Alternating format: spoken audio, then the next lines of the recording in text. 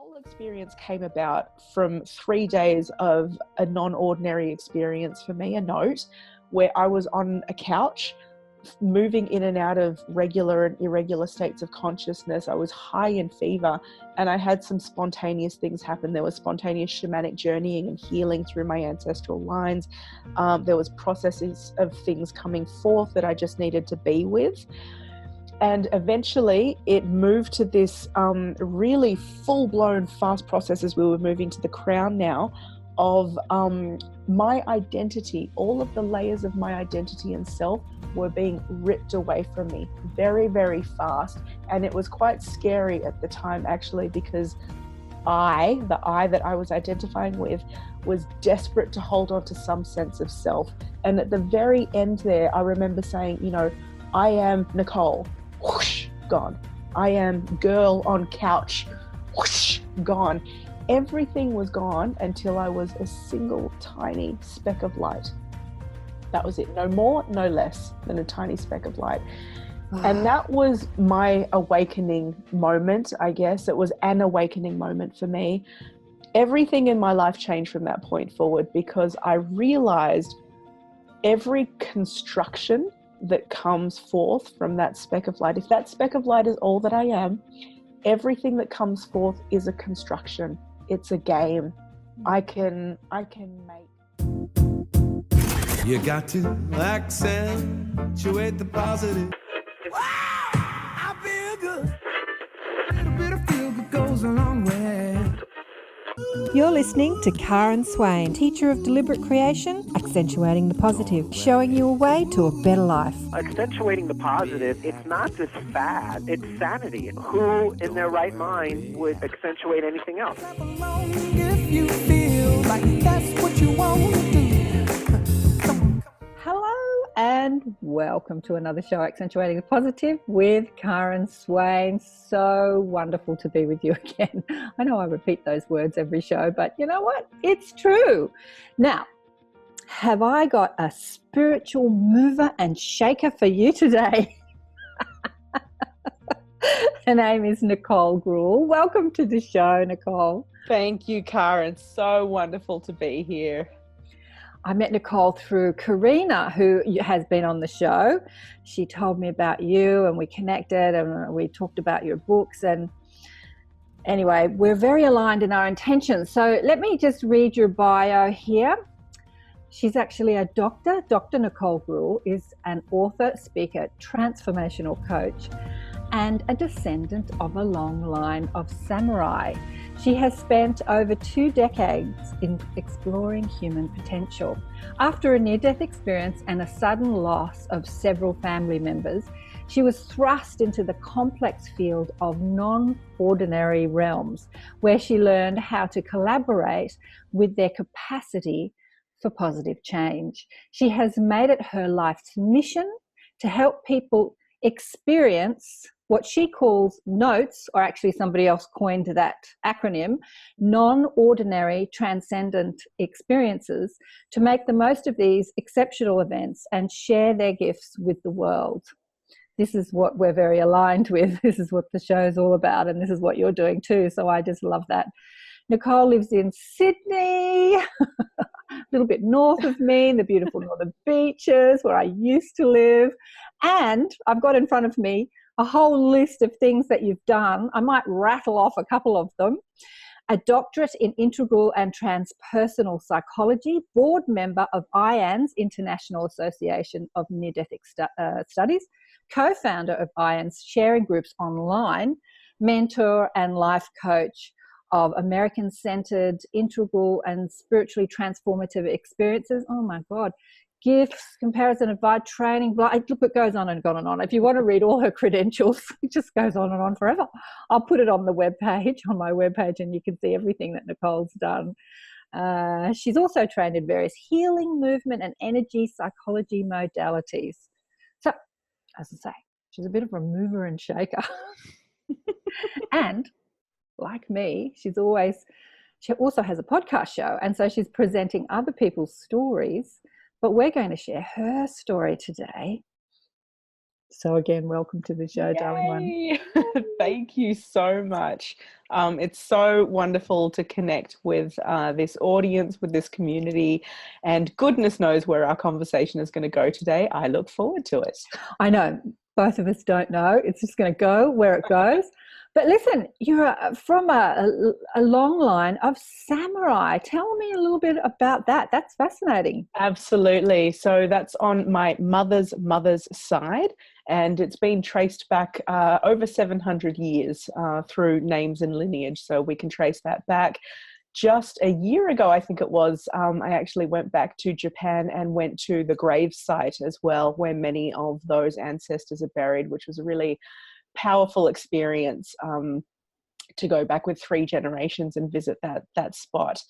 So yeah, it's a long line on the maternal grandmother, and interestingly, it's been my maternal grandmother that has shown up in some of my experiences and been a guide.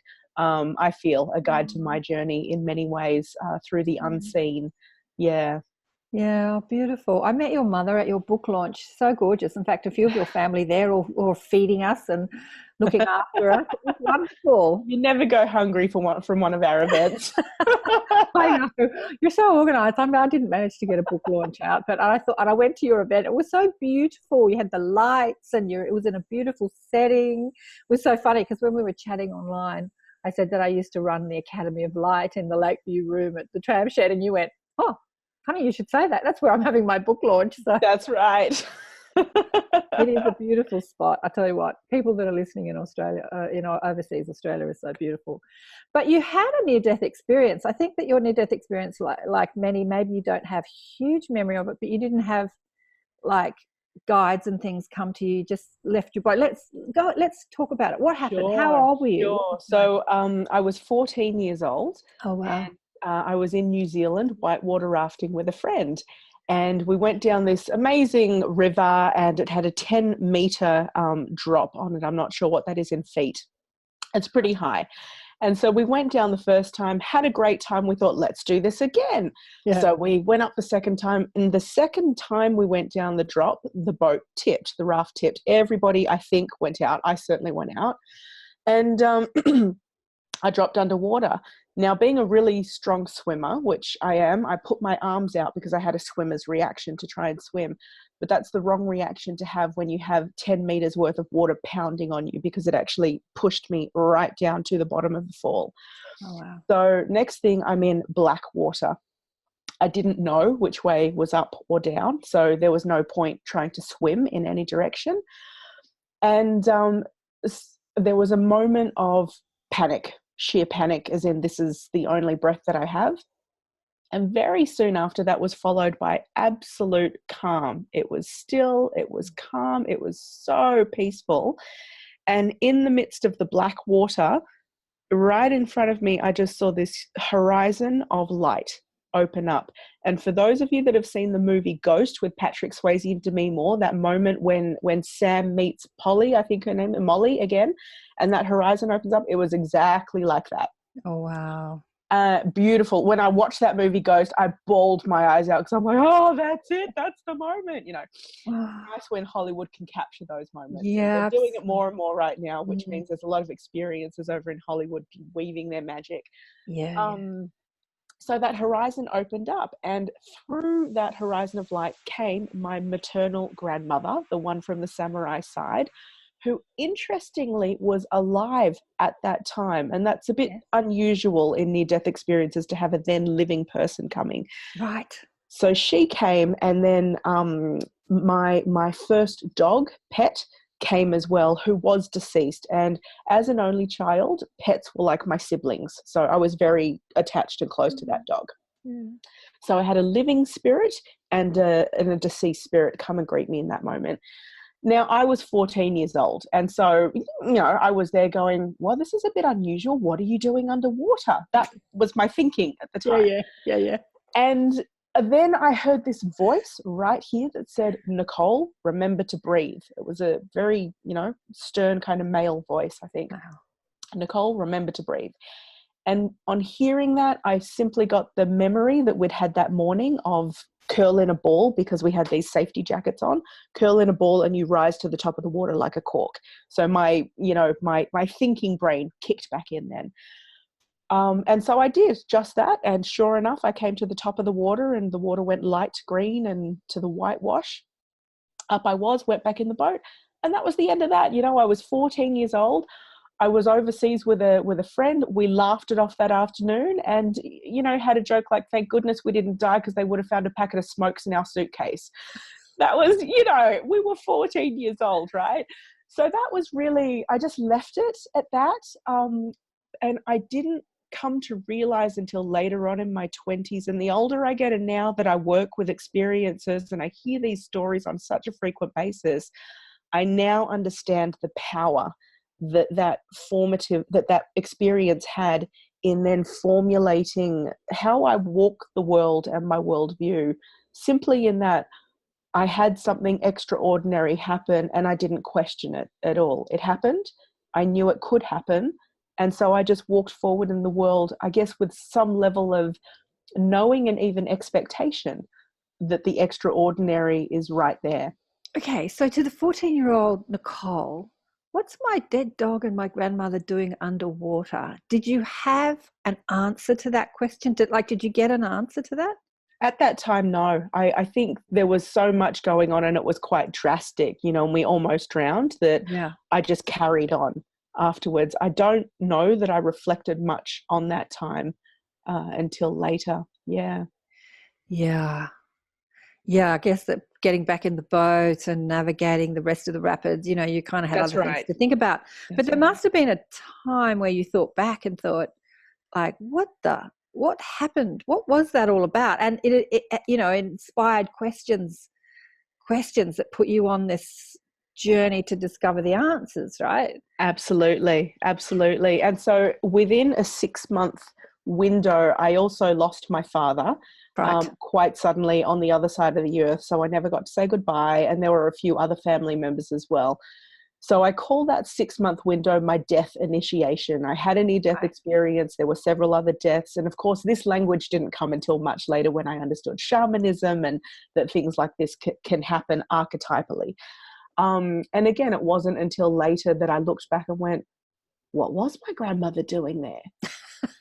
And she was alive at that. Like, what on earth was that about? So, and to bring that full circle, just a couple of years ago when I was giving birth, I had a revisit to a near-death-like experience. I would call it a near-death experience, really, because I think either I was on the verge or the child that I was delivering was on the verge. And in a split second, I returned to that same horizon of light. Only this time I knew exactly where I was. And I was conscious enough where I could still have conversation with people and actually explain where I was. So it was like consciousness was in two places simultaneously. And it enabled me to make some very quick decisions in a dramatic situation, a birthing room. I mean, there's all kinds of drama going on there. And sure enough, the next day, the doctor came and said, you know, lucky we did what we did when we did, because it was a close call. They were almost going to be reviving the child. So. Well, it's interesting. Lucky we did. What did they do? You probably did it. Well, no, they did an emergency cesarean. Oh, okay. And I'm a very natural mama. I was like as natural as it can go, and the pregnancy was beautiful and the whole thing was amazing. And I really strongly wanted to deliver naturally. And in the end, that wasn't the way it was going to go. And the funny thing that these experiences do for us, you know, in that moment of total clarity where I'd been resisting, and no, I don't want to go down that pathway. I just had a moment of total clarity, and it was actually funny on the inside. I was laughing on the inside at the perfection of the moment, that surrender, let it go. This is exactly how it's meant to be. It's not at all what you want it to be or what you think it's going to be or what you were envisioning, but this is exactly how it's meant to be. Oh, look, that surrender is so key. I remember my birthing experience the same. You know, I want it natural. I had the acupuncturist there, had my crystals and everything, and none of it went that way. And then, in hindsight, when I look back on it, you know, hanging on to what we think life is supposed to be like, whether it's your birth or life, like, you know, planning every little detail and not letting go and letting God. Like, that's the lesson in all of this. Like, it's exactly how it's supposed to be. How it shows up is it's how it's supposed to be. Stop trying to change it. Just acceptance, go with the flow. And there's nothing like a birth and giving birth to teach you that lesson. I don't know. Goodness. I got that lesson. Okay, so 14-year-old father dies, and how? So you're like a teenager. You're starting to ask questions like, who are we? Where do we come from? It kind of sounds a bit like my journey, actually. Where did he go? Why was my grandmother in spirit and in her body? The questions are like shooting rockets, shooting out of you, right? Yeah.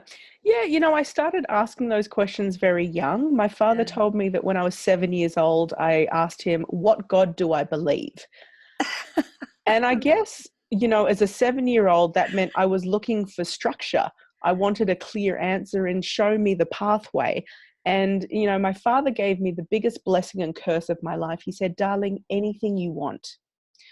And through my 20s, I kind of cursed my father for that. I'm like, why couldn't he just give me a clear answer so I knew what direction to go? And of course, as that matured and as I traveled the world and as I sought my own answers, because he initiated my journey as a seeker into the world, I had the questions, he knew that.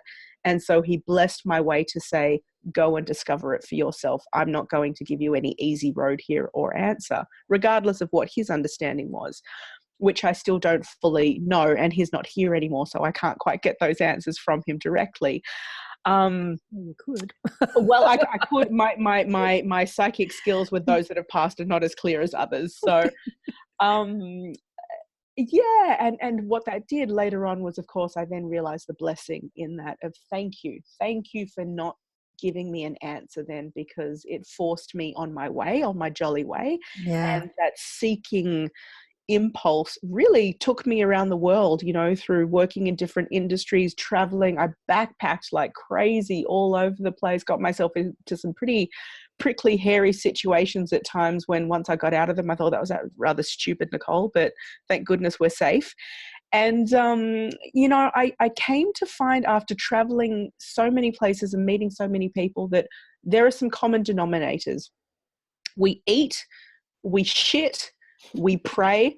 These are pretty much factors, you know, that are, no matter where we are in the world, people do these things. And when I came to understand that these are the human behaviors, regardless of the language and the culture and the dress and all the patterns, that just helped me get to the core of humanness and go, okay, there are just some basic things that we're doing as people, and the rest is decoration. And it's beautiful. It's beautiful. But really, there are just some core basic needs and desires that we're meeting. Yeah, we eat, we shit, we pray, we desire.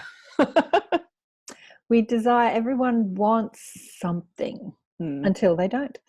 But everyone's on that trajectory of like, I want to grow up. I don't want to grow up. I want to be happier. I want to be in love. I want more money. I want to be successful, whatever it is. I want to be enlightened.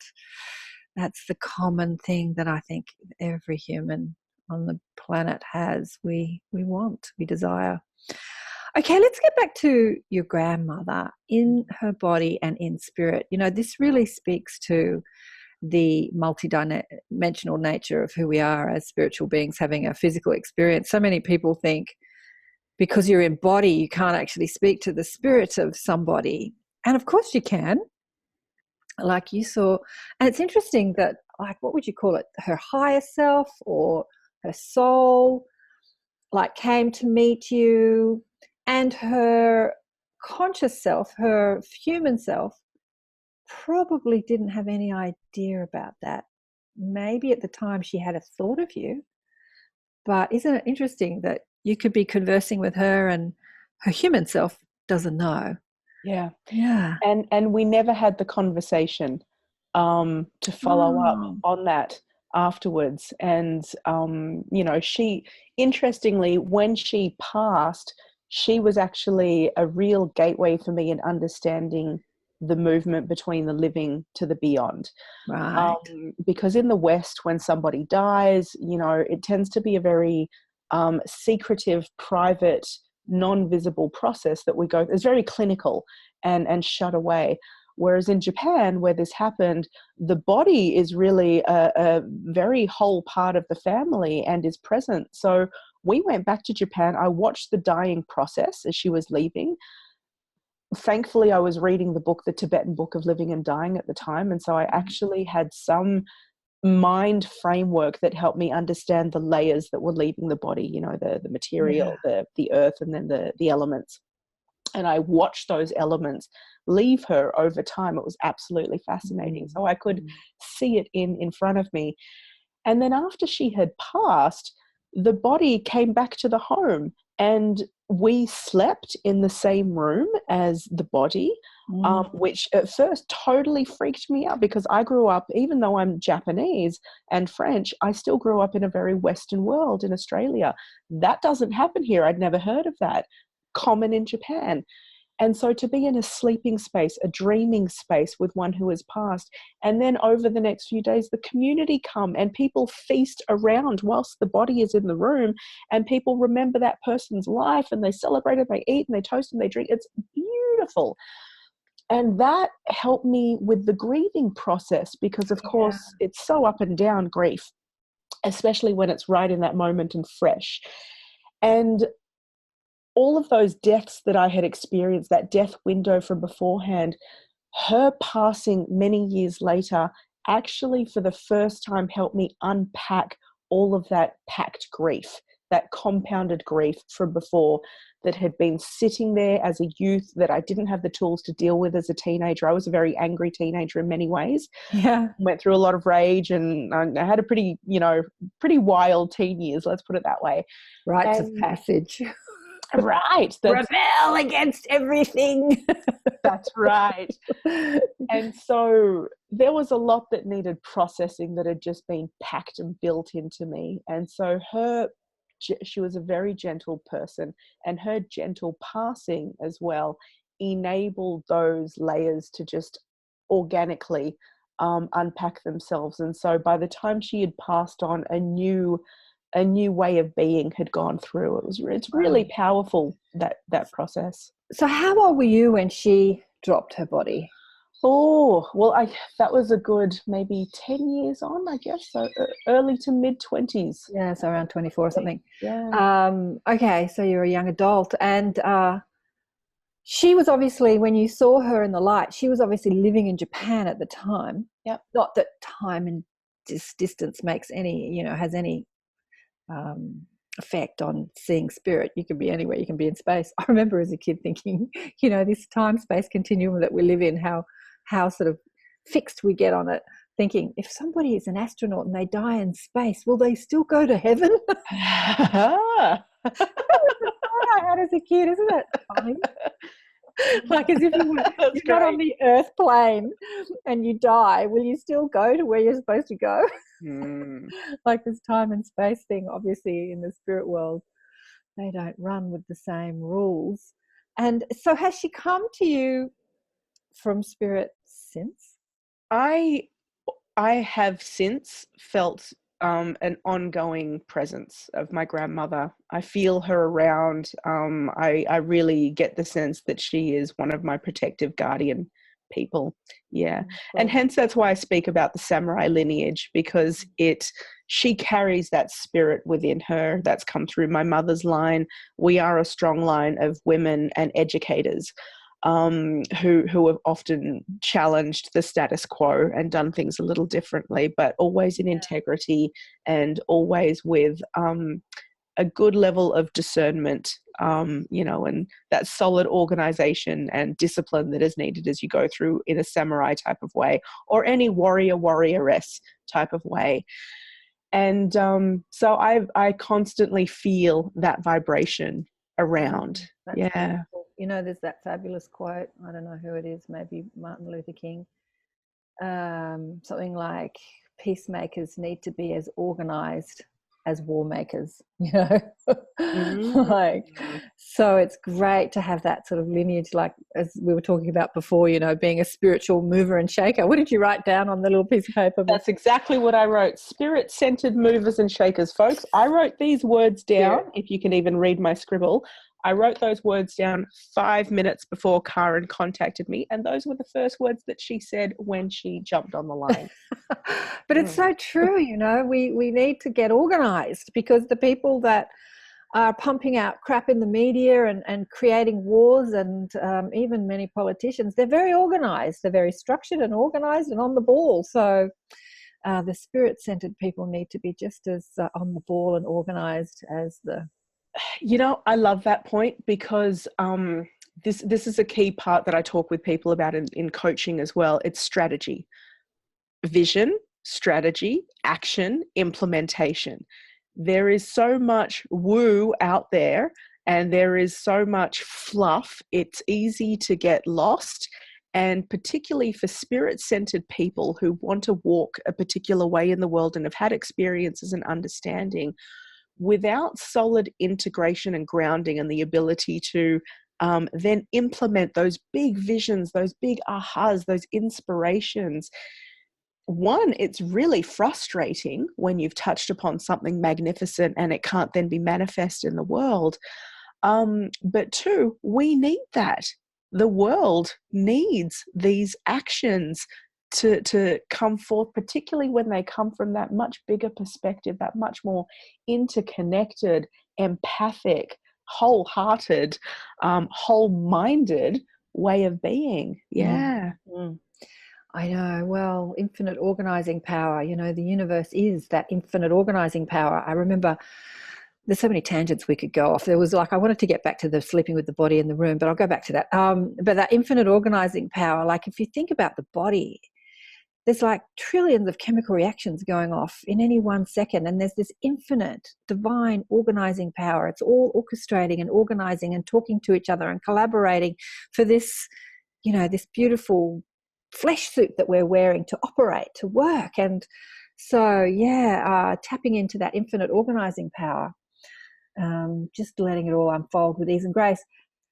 Coming back to sleeping with your grandmother's body, that's so interesting, because in the West that would seem so. I remember my best friend died in her 30s, and when my grandmother died, I wasn't allowed to go to the funeral, let alone see the body. And as a curious kid, I think I was about 7, I'm like, I want to see what a dead body looks like, right? Just seriously curious. And they just thought that was morbid and it would upset me. And so I took my daughter, who was probably around the same age, she might have been younger, to see my best friend's body in the funeral. And she tells me today, like she's an adult now, that still haunts her. So maybe it's the collective paradigm we have around death in the West that's haunting her, because obviously in the East you're sleeping with dead bodies and that's all cool. So people aren't traumatized by it. That's it. And you think of India down by the Ganges at Varanasi, where the body is taken, you know, and then burnt down by the riverside. And death is accepted as such a natural part in the cycle of life, which it is. We all die. Yeah, no one's getting out of here alive. No one is, you know, and great for that person who is, you know, I'd love to meet that folk. But look, if that happens, it's going to be few and far between. So, yeah, it's got to happen at some point, and we have to deal with the physicality as well. So there are cultures who do that in very respectful, sustainable ways. Somehow in the West, it's become this clinical separation. And so when you lose someone, it's actually quite traumatic. I mean, I've been to several funerals where the person goes, the next encounter you have is probably at a funeral, where for a brief window you may or may not see that person. There's this cathartic release, and then that's it. And then people go off and have drinks and talk about it. So different to a 2-week period of unfolding with a body, watching it at different processes, and then the ashes, and watching the ashes burn, then holding onto the ashes. And it's just completely different. And after I came back from that experience to Australia, I mourned for people here who could not have that experience. I felt, you know, I understand how much grief there is around loss. I've lost a lot of people, and we can make this easier for ourselves. That's the tragedy. that we're not doing that. Yes. Death. When I was screaming out to the universe, how can I make a difference in the world? My guide said, well, let's look at what creates the most pain in the world. And that's this idea of death, that there is loss, that there is a separation from love, from that one that you love, or from the love within yourself. And that loss is you don't actually lose anyone, you lose your connection to the love within you because you think you've lost someone. So that's what's causing all the pain in the world, thinking that you can't have something you want, whether it's the love that you want or the person back in a physical body. That's why I love talking to people with near-death experiences, and you do too, because when you go home, they're all there. They're like, yeah, we're looking after you, we're watching you, we're talking to you, but you're not listening to we're still here. And I find even with the near-death experiences, it can be really challenging integrating the difference between those moments when the communication is clear and that knowing is present. Yeah. And even when people have spoken and met with all their loved ones, maybe they've had a life review, maybe they've had a life preview. Yeah. Who knows what they've had, what amazingness. Maybe they've met God, force, source, whatever you want to call that, creator. Something extraordinary has happened, and yet being in the human physical form of every day with the constraints that there are around being human, even for those who have touched upon what might seem miraculous to others, they're still dealing with being a human. Oh, yeah. In a human form, and relationships and job and career ego and pay the bills and and these restrictions that we have. And that sets up a whole other series of difficulties and challenges for people. Yeah. Absolutely. So did you notice, maybe you didn't, you were 14, that after your near-death experience, your brush with the light, your reintroduction to the light, that you had more a psychic ability, like empathic? It's hard to say because I was 14. Yeah. And so I can't tell you clearly what was a result of the experience and what might have already been there or what was awakened from it. What I can say is I've always been incredibly empathic, and when I sit in a room with a person, I feel things. And so I will often feel things that are going on in someone's body. I'll feel emotions. I'll be able to read people quite easily. So that level of interconnectedness comes. Now, is that just part of my makeup as a human being? I don't know. Did that get turned on and turned up a little bit? Turned up a bit, yeah. Yeah, quite possibly. Yeah. The research that I ended up doing later on when I was doing my doctoral studies, and I interviewed 20 people who'd had life-changing notes, non-ordinary transcendent experiences. That was the conclusion that I came to. And I didn't look to find that conclusion in the beginning. That appeared through the process, that it's like these experiences, and they don't have to be near death, but some kind of a brush with the extraordinary, seem to either turn on or turn up the volume on the innate capacities that we have. Yes. And those is what we then call gifts. People walk through with giftedness. And so it's not like everyone who has, say, an out-of-body experience is then going to have psychic capabilities. It doesn't work like that. Some might, many may not. Different things in us get turned on and turned up. And I know that the ego and the personality get poo-pooed a lot. And I actually find it fascinating, because I find those interesting pieces of who we are as individuals, and pieces of our personality and of our structured self. I'd like to call it the ego as the structured self, the organizing self. It's actually aspects of those that get turned on and turned up even more, so that we become more capable of leadership in those areas, of gifting in those areas. Hence, I'm really all for, let's grow the person. Let's discover what those strengths are for someone. Yeah, I think that empathy is such an important quality in our society today, because it's people that have indifference, that do terrible things, that they don't feel, you know, they don't feel how it happened, you know, they don't feel other people, so they don't care. So yeah, the empathy is definitely ramping up, especially in the younger generation, and they don't know how to cope with it because they're feeling everything. Yeah. Okay, so you say in your book that you've had quite a few notes. Now, I'm going to say something to you.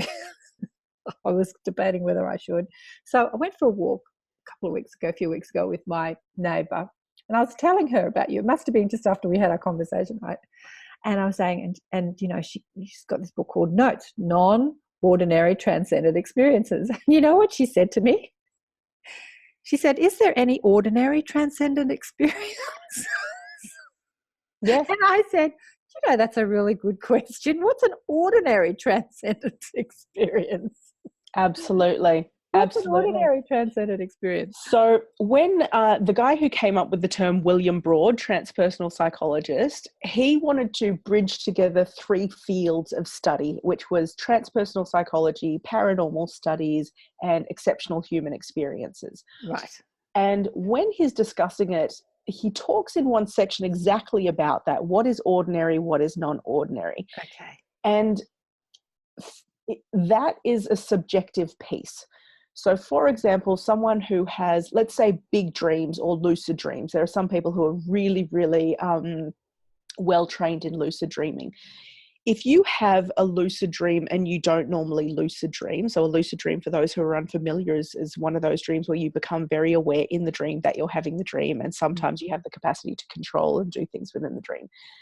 If you, excuse me, have not had a lucid dream and then all of a sudden you have one, you'll emerge out of that with that being a non-ordinary or out of your ordinary experience, because your ordinary is that out of your ordinary, it's not normally there.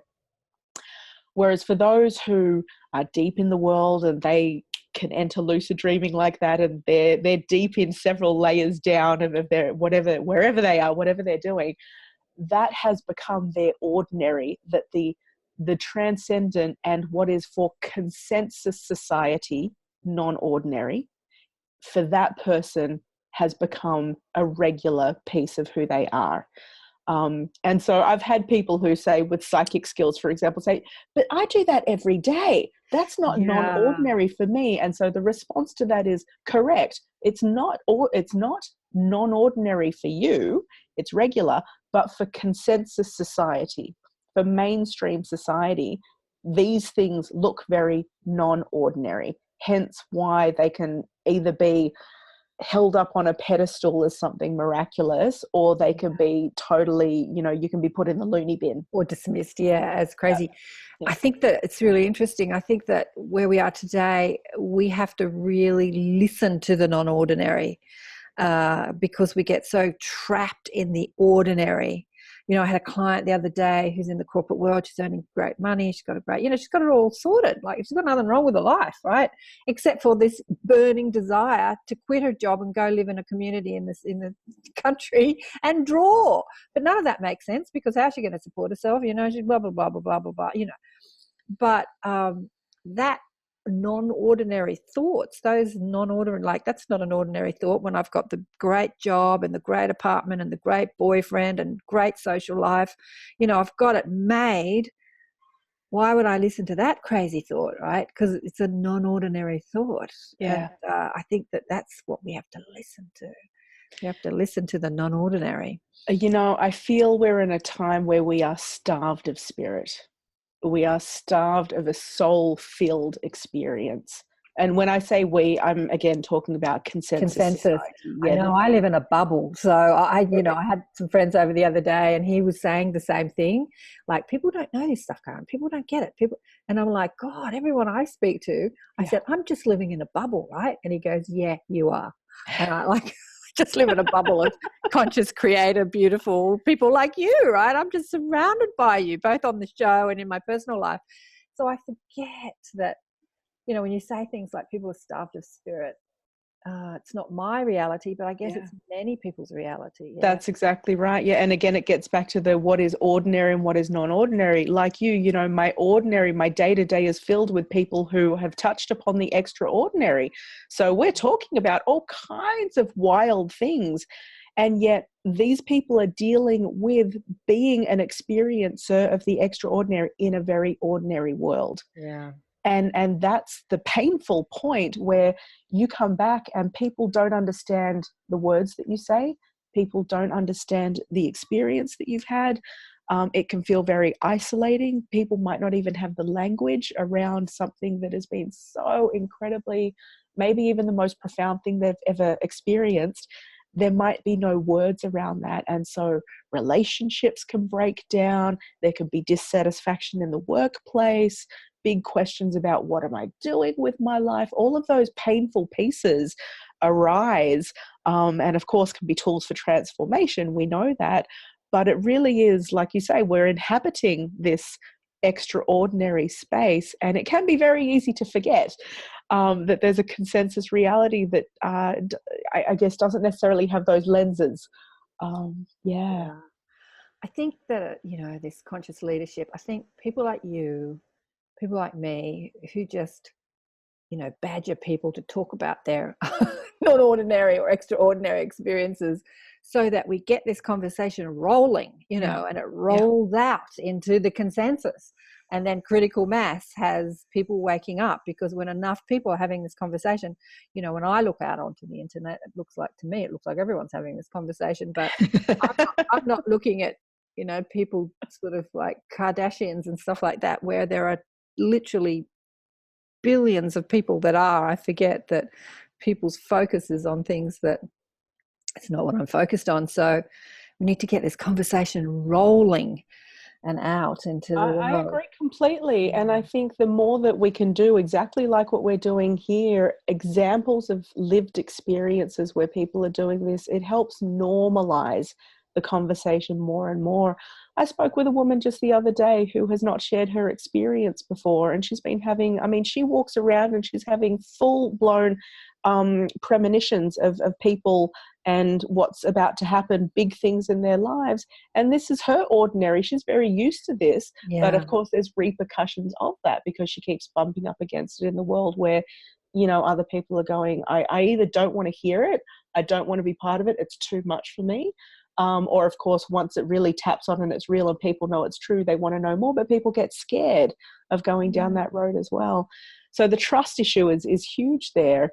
And, I get brought back to reality, if you will, the consensus reality, when I hear really sad statistics like the phenomenal rates of youth suicide, for example. The numbers are on the rise. More funding money, at least in Australia, is being thrown into mental health services than ever before, and yet the rates continue to rise. Something is very wrong. There is a piece missing in how we are dealing with who we are as humans and our well-being as a peoples. There are fundamental pieces of the conversation missing, and I think what we're doing here, and what tribe, our surrounding folks, I really think that has important pieces to contribute to that conversation without getting too derailed also. Absolutely. You introduced me to that beautiful woman, Katie. Now, what's her last name? Katie Mottram. Who you've had on your show, who's in the UK, who's on a mission to help people who have been diagnosed with mental illness, that they're actually not mentally ill, they're just having a non-ordinary transcendent experience or a spiritual awakening. Yep. And so it feels a bit like when your empathy kicks in, especially, it can feel like you're going crazy. And maybe this is creating a net to catch these people so they're not drugged up and labelled as schizophrenics. Or, my girlfriend who died that I told you about, that I took my daughter to see in the coffin, she had a year of depression before she died, and her family put her in some facilities, and she came out of those facilities because she was very psychic, and she said, God, the people in there are amazing. They're so psychic. They're talking to all these people. They're not mad at all. And I remember thinking, they're just these amazing, they just seem completely insane because they're having conversations out loud with spirit that other people can't see, but they're having these conversations out loud as opposed to in their head because it's so real to them. And traveling dimensions and talking about things that, and to the ordinary person just seems batshit crazy, but they're just incredible people. So that's a big net that needs to be cast to catch people who are not going crazy. They're just having a spiritual awakening. And it's not to say that everyone is having a spiritual awakening also. You know, we need to walk that path with discernment. However, what if we had alternate ways of having these conversations within the system that we have, so that people that are genuinely going through something where simply, you know, changing tack a little bit, sitting down and having conversations, allowing creative spaces, allowing safe spaces to simply be with those processes were available, we would have different outcomes. The taxpayer would be putting less into the system. There's a motivation. So in your book notes, you talk about a few people that have had some spiritual awakening, non-ordinary transcendent experiences. Do you want to talk about some of your favourite that you've met? Gee, it's so varied. I mean, we had one woman who was a spontaneous healing experience, and I'll share about her because this is a pretty, in light of what we've been talking about, this fits in nicely. So she, by trade, was a journalist, very out there in the world, very into the world and its matters. She would not describe herself as a spiritual person at all. And she said the only experiences she ever had that made her feel that sense of beauty and awe were when she would either hear really profound classical music or when she would go to the gallery and be moved by a piece of artwork. Beautiful. Now, this woman ended up with a serious diagnosis of cancer, terminal. Went to the hospital and they pretty much said, look, you won't be walking within a few months. Like it was like end of the line kind of statement. So she accepted that for what it was. And by this stage, she was a retired grandmother in her life. So she'd done with her career. And I think she just accepted that this is where it's going now. So she was in hospital and she had something remarkable happen. While she was there, she had a couple of days where she went in and out of her regular states of consciousness. Whether it was to do with the treatment, she's not quite sure. One day she kind of snapped out of it, looked at the end of her bed, and there was her deceased mother sitting at the end of her bed. And she had this conversation with her deceased mother, and the mother essentially was saying, it's not your time yet. And she was a bit weirded out by this experience, but having a logical mind, she was thinking, well, it's probably just the drugs, the treatment that, you know, I'm seeing things now. I must be really close if I'm seeing things now, was part of her thinking. Then something really interesting happened. She started seeing with her physical eyes an angel in the room. Now, this is a woman who had no interest, didn't identify as spiritual, nada. With her physical eyes, she saw, and she says, as real as you or me, like you could touch as real as you or me, in the room. And this golden angel, and she said it was like a Renaissance picture, would move around in the room and sit in a couple of different spots and was there for her through her experience at the hospital. She also met a remarkable nutritionist who helped her understand that the mind is a creative force and we can create our reality. And this was a human person, living human. She worked with this woman and she visioned herself that, no, I'm not going to not be walking in 3 months. I'm going to walk out of this hospital. And so she constructed that reality for herself. And sure enough, she surprised all the doctors. She had what they call in medicine a spontaneous healing recovery. They don't know what happened. So she had a miracle occurred and she walked out, no more treatment, no more nothing. She shed a whole heap of weight along the way. And she walked out of that hospital when they said she wouldn't. So she is one of a series of many different types of experiences. And so our conversation was, and then what? You know, like if you go through something incredible like that, what kind of human are you in the world? Like, how does that change you? And she is, you know, she goes around now performing daily random acts of kindness, often anonymous, because there's no need in her to have that recognition. She just wants to make the world a more beautiful place because she had such a beautiful experience. And if that means paying for someone's coffee, or, you know, providing a newspaper for someone when they're sitting there, like even the smallest things, but she creates more beauty in the world.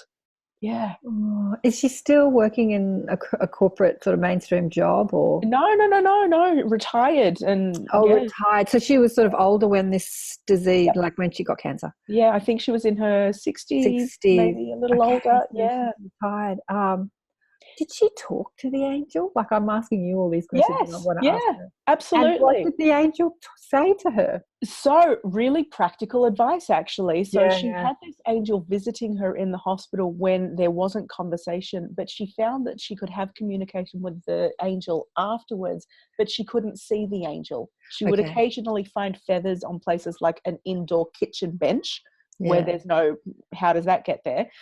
And no one else would have been in the house. She didn't have the gift of then seeing the angel, but she could hear and have audible conversations, and she knew who it was by that stage. And so she got really practical advice in terms of how to live her life afterwards. Eat these foods, don't eat these foods, cold, hot, very practical instructions in how to maintain and care for her body afterwards. Wow. Did the angel have a name? Oh, I love angel stories. I don't know. I didn't ask. I'm so envious of people that can see the angels with their outside eyes, as they call it. You know, I've had a couple of people on the show that have done that, or even Howard Storm, who had a near-death experience and he saw a mess of angels. But they said they appeared as lights, all these magnificent lights, and they said, do you want us to show up as, you know, in a human form? And he said, no, because he was like angry with humanity at that point. But he knew he was talking to the angels. Oh, I love the angels. Oh, that's so cool. That's very cool. But they can incarnate. You know, I had Lorna Byrne on the show, who sees spirit and angels through her outside eyes with her physical eyes, and has done since she was a kid. Now, she was deemed as autistic. No, you know, in those days, because she's in her 60s now, they called her retarded, is what they called her, because she couldn't read or write, but she could talk to spirit. And she said that everything she learnt through spirit talking to her. But yeah, she's got many stories of angelic beings manifesting as physical. They know how to do that. They know, I don't know. Either they're physical or we perceive them as physical, but we perceive them through our five senses as physical, like we could poke them and they feel real.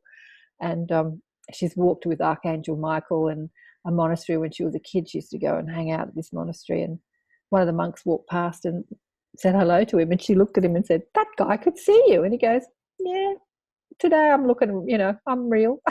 Because she couldn't tell if other people could see them or not. But to see subtle energy through our, you know, the lens of our physical apparatus, you know, our physical eyes, I think that's exciting. I think that's beautiful.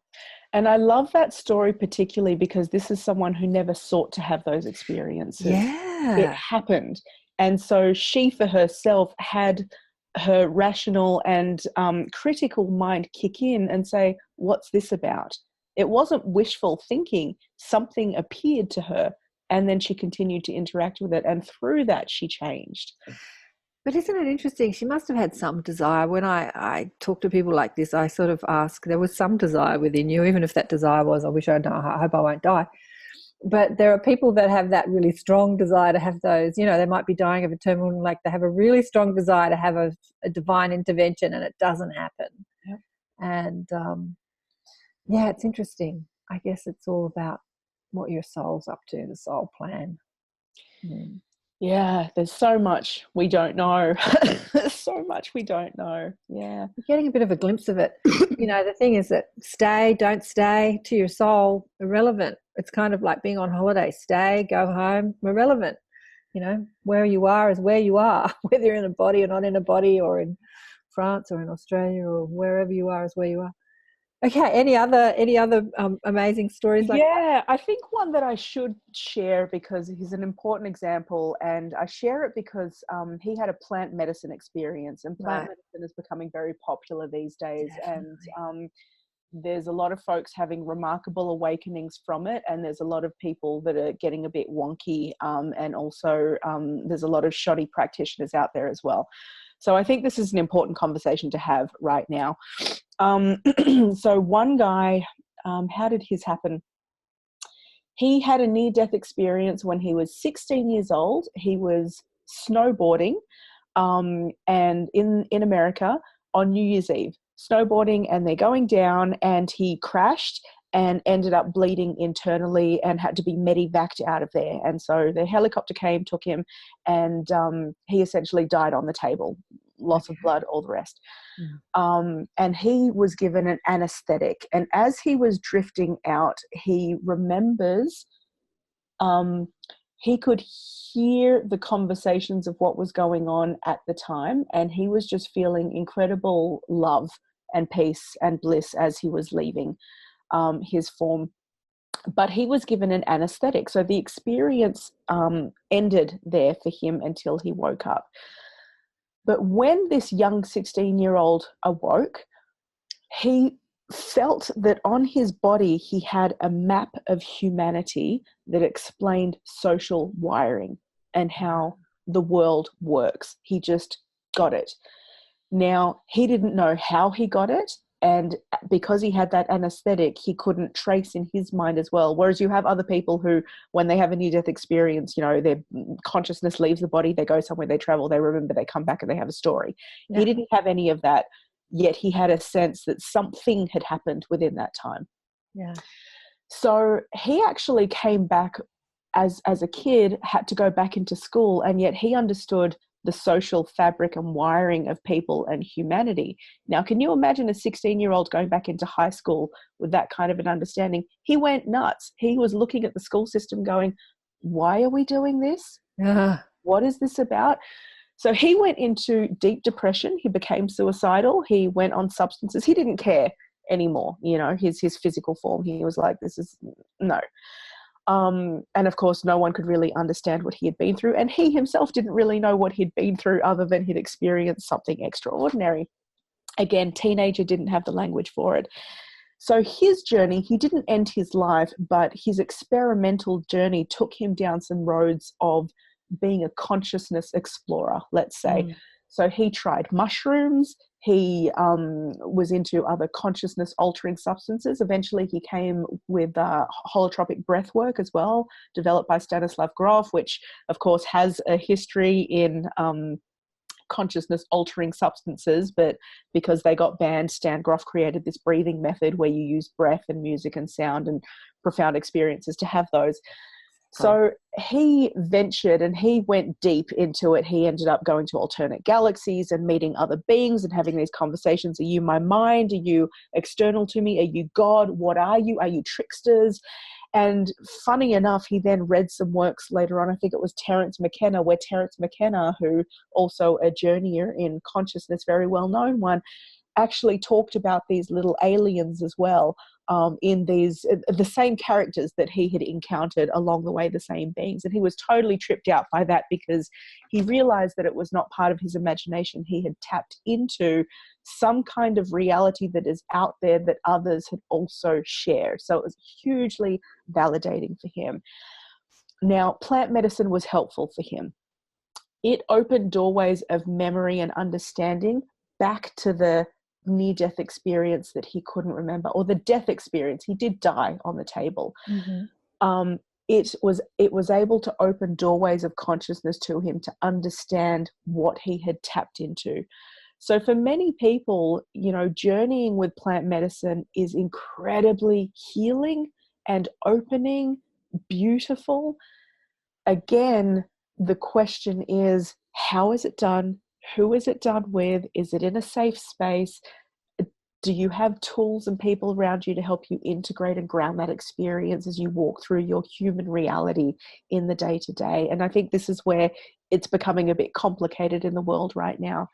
So, as I said, he went on to go into breath work and study transpersonal psychology and has well integrated. He has a podcast actually for people with plant medicine and psychedelic substances. Very knowledgeable in the area. So I think this is also an important conversation that we notes experiencers wanting the power of notes, you know, those of us that are consciousness explorers, need to be aware of as well, because it's happening. I go out and I meet people constantly who are sitting in circle, having ayahuasca, Shamans are coming in from here or there. They're flying people around to do these things in their living room, which might be remarkable and which might be very dangerous. Yeah. It's happening. I think the intention that you do this with, the intention and attention you do it with is really important. Like, a lot of people are doing it because everybody else is doing it, and hey, another high, which is, you can still have a transcendent experience even with that intention, but you can also open up, demons that live within you, not real demons, but thoughts and collective thought forms that are sort of buried in your subconscious that are going to torture you for a little while, because it is an opening experience. Like, what do you want to open? Do you want to open into higher realms of beauty and bliss and peace and love, or do you want to open your subconscious and look at what's running you, the fears that are running you? Yeah. So you've got to be very aware and committed to your transformational journey, no matter what you experience. Absolutely. And currently I think we're living in a spiritual shopping center. Any experience you want is pretty much out there. And if you just look, you'll find a direction where you can have experiences of some sort. And you're absolutely right. The intention that we go in with, and the attention, and to not become constant chasers of the bliss experience. Maslow warned about this several decades ago. And I think it was Joseph Campbell who gave us the phrase, follow your bliss. Yes. Towards the end of the life, he actually recorrected himself and said, boy, I should have said, follow your blisters. Because, if one becomes a bliss chaser, that too can become a trap in itself without implementing and being here in the physical humanness. Nicole, I have never heard that. I've heard so many people say follow your bliss, and I've never heard he said follow your bliss. That. Yeah, because he realized people were all on the follow your bliss, but it wasn't grounded practice. It was just like seeking orgasm after orgasm after orgasm. Yeah. And then after the orgasm, it's beautiful when you just lie with your partner and everything else just gets calm, and you move into relationship of the daily life, but love deepens together. It's not always about the orgasm. It's not always about the orgasm. Well, interesting enough, if you're chasing your bliss, then you hold a thought form that you don't have it. If you've got to chase something, then you think that you don't have it, and obviously your thoughts create. So if you think you have to chase something, you're going to manifest chasing it and not having it. So it's going to be an eternal journey of chasing, instead of arriving, as Deepak would say, going from striving to arriving. Yeah. So, darling one, we've been yakking away for about an hour. Now, I forgot to mention your books at the beginning. I'm sorry, I got distracted. Your books obviously include The Power of Notes, and you've got Women of the Wise Earth and Dancing with Dragons. What are those two books about? Right. I have them just behind me. Women of the Wise Earth was a collaborative piece done with 33 women who are healers, artists, mamas, sisters, dancers, beautiful beings, teachers. And it was a journey of the 7 chakras. And so we went to 7 physical locations around Sydney. Beautiful. And we sat in circle, and we just, whatever wanted to come through in that space with that intention of being there, we let it happen. And so I recorded them, and with permission, and from that extracted just pieces of wisdom that came through when women gather and sit together on the earth with a loving intention. So that book is a very practical, fun, full of images, collation of, there's yoga activities, there's creative activities, there's just, it's like when you pick a card from a deck, right? This is just a book like that. Okay. So this would be a great book for people that are listening to this conversation that are thinking, I'm one of those people who love these conversations, but I'm really not surrounded by people that do. Yeah. Maybe it could be like a bit of a manual that they could follow to create their own circles, Totally. or create their own ceremony, or, if you don't know what to do or where to start, just copy Nicole and then let it unfold.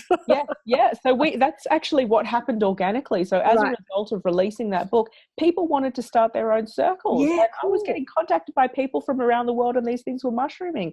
So we started a facilitators group and all of that, and I've kind of let the ball drop on that. I will hopefully, that's one of the back projects. I hope to pick that up and make it a 4 project down the road.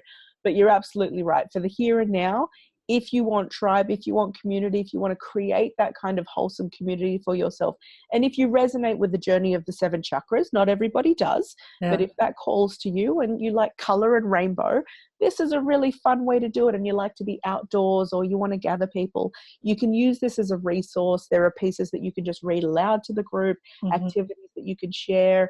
If you want to make it very just spontaneous and whatever arises in the moment, you can do that as well. So it's beautiful stuff. I've seen people open these circles, and one woman out in Colorado, she's a horsewoman, and she took women out on groups out into the mountains riding their horses, and they were doing sacred ceremony, and it was like, oh my goodness, this is do lovely things out there, Go fly. Oh, beautiful. And dancing with dragons. Right, is totally different. So after having bounced around in the very light experience, actually Dancing with Dragons came first. That's my own story. That's very biographical and autobiographical. It's actually more like the shadow side of the chakras. I was very into the chakras at that point, and that's been a pathway for me in my own growth and understanding. It's me moving through the molasses of my life, and and of course I'm sharing my story, but it's done in a way where people can look at it as a journey themselves and ask questions along the way and have a framework for self-exploration. So I was looking at this pathway, dragons meaning like the archetypal deep forces that come through. So I was in conversation with these deep forces of my own being, where my own restrictions were, where my own blockages were, and the things from my own past that needed to come forward and be healed. And that whole experience came about from 3 days of a non-ordinary experience for me, a note, where I was on a couch, moving in and out of regular and irregular states of consciousness. I was high in fever, and I had some spontaneous things happen. There was spontaneous shamanic journeying and healing through my ancestral lines. There was processes of things coming forth that I just needed to be with. And eventually it moved to this really full-blown fast process as we were moving to the crown now of my identity. All of the layers of my identity and self were being ripped away from me very, very fast. And it was quite scary at the time, actually, because the I that I was identifying with was desperate to hold on to some sense of self. And at the very end there, I remember saying, I am Nicole, whoosh, gone. I am girl on couch, whoosh, gone. Everything was gone until I was a single tiny speck of light. That was it. No more, no less than a tiny speck of light. And that was my awakening moment, I guess. It was an awakening moment for me. Everything in my life changed from that point forward, because I realized every construction that comes forth from that speck of light, if that speck of light is all that I am, everything that comes forth is a construction. It's a game. I can make this what it is. I can have fun with life. I can not have fun with life, but they're all creations from that point. The identities are creations. So what, and I love this, that you're a deliberate, conscious creator, because that's exactly the aha that I had in that moment. I can consciously and deliberately create from this point. So what do I want to create? Exactly. So hence life from that point, and that happened right when I turned about 30. I closed down a business, a healing center. I kind of had life crashes that had happened. So all of these outer world circumstances crashed. The inner world system crashed. Like I was brought back to zero, bar that speck of light, which is also everything and nothing all in one. Yeah. And life was recreated from that point. So dragons happened. Dragons is a summary of that. And then Women of the Wise Earth came very soon after that experience, because it moved from an individual exploration then to a group journeying. And then I did my more academic studies in it, because I understand the power of these experiences in people's lives and how they can so often be discounted or again, we don't have the language. Hence, I went into an academic study because Deepak Chopra was always one of my idols. You know, I thought he's a doctor and he gets to talk about spiritual health and well-being. I'd like to do something like that too. So you wanted cred. You wanted cred in the because it works. circus, right? It's part of the game. It's all part of the game where society recognizes, rightly or wrongly, certain labels matter. I understood that, and so I sought the label. And now the question is how to use that. How to then play the game with that. Right. So this then is a summary. This is the most recent. And this is a practical tool then for people to step forward with the notes and to help. My deeper intention with this is to help the conversation of notes to again normalize it and say these are remarkable experiences and they're a very normal and natural and healthy and amazing part of our capacity as human beings. And let's tap into them, because when we do, amazing shit happens. And we don't even know what the beginning of that looks like yet. Like when people get together, once they've been tapping into this and living from that space, what is this planet going to look like? You know, we're going to solve big crises just like that. We're going to totally change things, but we have to action. We have to awaken those things and get moving and do them. And do them. Oh, I want to go back to, that point of light. That is just so key. You know, a lot of people in the conscious movement, spiritual awakening music movement, you know, a new age movement or whatever, even spiritual seekers are seeking to find themselves. I remember having this conversation.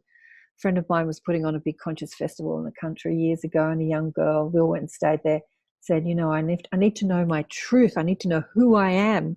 And I said exactly the same thing that is your experience. It's like, no, you don't find out who you are. You create who you are. You know, like there is no real you. There is just who you're deciding to be. You know, you create your personality construct. And I remember creating mine, like my sister-in-law said things I really liked. And I remembered saying, I like the way she says that. I'm going to say that. And then somebody else would, I like the way they, you know, and I would sort of pick from different people and sort of put it into my personality construct because I liked it. Like I was creating myself. I wasn't becoming myself, because who I am is a point of light. That's just pure, positive, infinite, creative potential that can create anything, right? So what do you want to create? And I guess what that young girl was desperately yearning for, was connection with that. That felt sense of that. And it was interesting, the conversation, because she wanted to argue with me. And then I can't remember what I said to her. It's probably something like I just yabbered it on then. And it sort of struck her. And she, over the weekend, she was just thinking about it. And then she started following me. And so it sort of hit her, because she thought she was on this journey of discovering herself. And then I kind of rocked her world. She's not on a journey of discovering herself. She's on a journey of creating herself, and that she's got choice in that. There's no me out there to find. There's only pure positive creative potential. Use it wisely. So sorry, anyway, I interrupted you. Keep going. What were you going to say? Well, no, just that it really is a journey of tapping into that. And I guess, you know, that's the language that we have around it, which can be constricting. You know, I'm on a journey of self-discovery. Exactly what you're talking about there. I want to feel what that is so that I can be grounded in that knowing of that infinite potential. But without having touched upon that, the yearning and the desire is going to be there. The seeking is going to be there. Exactly like the woman you talked about before, who has everything. She has everything except that feeling of being connected to that which is. She started putting pen to paper, and she's like bringing through light codes and all sorts of things now. Anyway, it's all beautiful. Okay, so you are, we're going to wrap this up in a minute, but you are about to embark on a new journey, something that's I think needed in Australia, because, you know, many YouTube out there are from people with their notes, their near-death experiences. The IANS, the International, what does it stand for? Association for Near-Death Studies. And you are about to start one in Australia. First one in Australia, or at least the first one in Sydney. I don't know. In Sydney. Yeah, we have a couple of other chapters around. Yep. There's an active chapter in Brisbane with a wonderful woman, Cheryl. Oh, okay. Yes. The other chapter's a bit quieter, but Sydney, this will be the first one in Sydney. So Friends of IANS in Sydney, it will be the second Sunday of every month, and we're going to start in April. And this is a group for the community. So, no one will be turned away at the door. And it's for people who have a genuine interest in what we've been talking about here. It's for people who have had an experience themselves, those who maybe your loved one has, maybe you're a professional who works with people who have touched upon the extraordinary. Just because it has the name IANS, the International Association for Near-Death Studies, we're not restricted to near-death phenomena at all.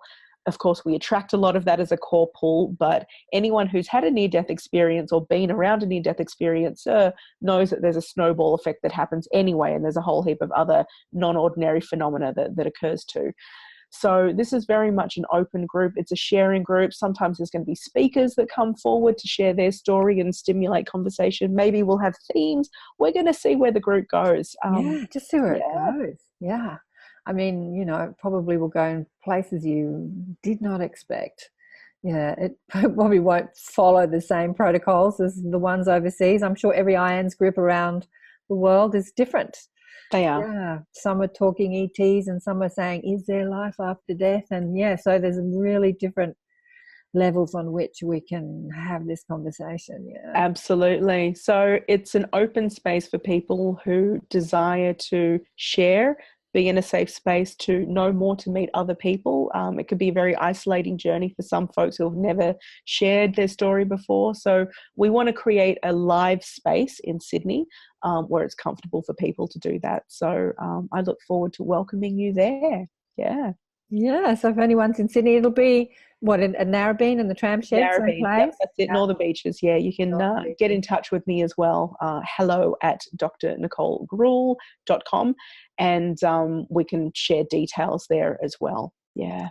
Oh, beautiful, honey one. Yeah. Thank you for letting me share about that group. Yeah, this is fun. I mean, it's always fun, Karen, and I just love these moments. I love these moments of sharing and expanding these conversations and what's going on in the world. I know, honey, you're a mover and shaker. I love it. We need more movers and shakers. There's plenty of people that want to sit in the audience and listen, but we need the conscious leaders, the mover and shakers, the people that are organized, the people that take action, like you were saying. So that's exactly it. That's beautiful. Thank you again for joining me. Thank you so much. This is beautiful. Thank you to the community of experiencers and fellow travelers here, and hope you've enjoyed our time together. I look forward to meeting in person one day soon. Another wonderful, ecstatic, delicious, how many adjectives can I use? Amazing spiritual mover and shaker, Nicole Gruel. Isn't she wonderful? Oh, she's going to do big things in this community. Let me tell you, it was so interesting that she said that she had this spiritual awakening where she went to the 0 point, if you like, where identity, like everything fell away. I'm not the body, I'm not the mind, I'm not the identity or the ego or any of it. I'm just a point of light. And then came back and decided to study and put all these, letters after her name to go into the mainstream community and to be able to speak about this woo-woo stuff with authority. And it was really beautiful to hear that. That's not the way I did it, obviously. That's not the way many people do it, but just beautiful that she's a mover and shaker. She's out there in the corporate world, speaking to people about non-ordinary transcendent experiences in corporations and to groups, many mainstream groups of, leaders that have businesses and mum and dads that don't have these conversations. So I implore you, if you've stayed to the end of this and you're listening to this, if you do have these conversations, or if you do enjoy these conversations, start them in your own community.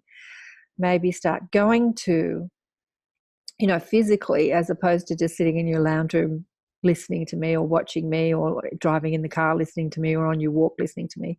Start having these conversations with groups of people. Go join groups or start your own.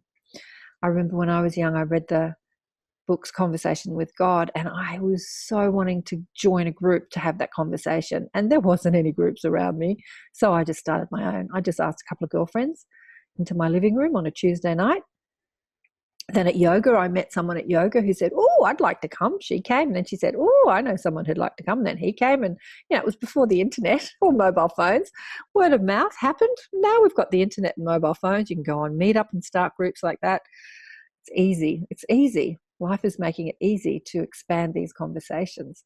So if you love these conversations and you listen to the show, have more of them. Start your own groups. Expand the conversation. Don't be scared. The lion beings are here to give you that courage to speak your truth, to allow others to speak their truth as well. Just hatching a plan with Nicole to put on a big event in Sydney, throwing that net out into the community and saying, do you have a non-ordinary transcendent experience, maybe an NDE, an OBE, a spiritual awakening of some kind that you've never spoken about and you'd like to tell people about it, or what's happened to you, or share your experience and find out more? Yeah, so that's what we plan to do in the coming months. Thanks again for watching the show. And thanks for all your comments too. People that write to me and say that the show's changed your life. That's so heartwarming, I tell you. When people write to me and share that with me, it's beautiful to know that the shows are actually making a difference in your life. I'm not doing it for no reason at all. They are making a difference. And if you'd like to donate to the show, there's a donate button always under the YouTube, and I have been putting them under the SoundCloud. I don't know if they reach other platforms. You can donate, or I'll put Nicole's books on my affiliate link on the website, and you can pick up her books on my affiliate link, and you can donate to the show that way, Amazon affiliate link. And if you want to expand the conversation online, we have the groups online I call the Inner Sanctum, where I teach deliberate creation. I talk about how we are the creators of our reality, just like we spoke about with Nicole. We're not discovering ourselves. We are creating ourselves. Like, who do we want to be? If life is a blank canvas and we can paint anything on it, what do we want to paint on the canvas? As Esther Hicks says, we can create heaven or hell, and it's our choice. So yeah, we are pure, creative, infinite creative potential. Join us in the Inner Sanctum. I invite, as you know, people from the show. Once a month, a guest teacher to come in and meet my little tribe. And I'd like to do more teaching online too. I've been talking with Mary Rodwell and Penny Kelly about doing some more structured online courses, tapping into your intuitive abilities, teaching you how to be more deliberate with those. As you know, many of you know, Mary Rodwell has been doing hypnosis for people, taking them into these deep states of consciousness so they can access memory, maybe past life memory or abduction memories or future life memories, but access consciousness. So we don't necessarily have to be put under deep hypnosis to access consciousness. We can do it consciously, and Mary knows how to teach people to do that. It's really about tapping into our own psychic ability. So we're going to hatch a plan maybe towards the end of the year to do that online too. Mary travels the world talking at different UFO and consciousness expanding expos all over the world. So she's busy. And Penny Kelly's the same. Brilliant. Aren't they brilliant? Don't you love them? I love them. Anyway, love you all. Thanks so much for listening to another show. Remember to get the book Awakened by Death. Fabulous read. And I'll see you soon. Bye for now.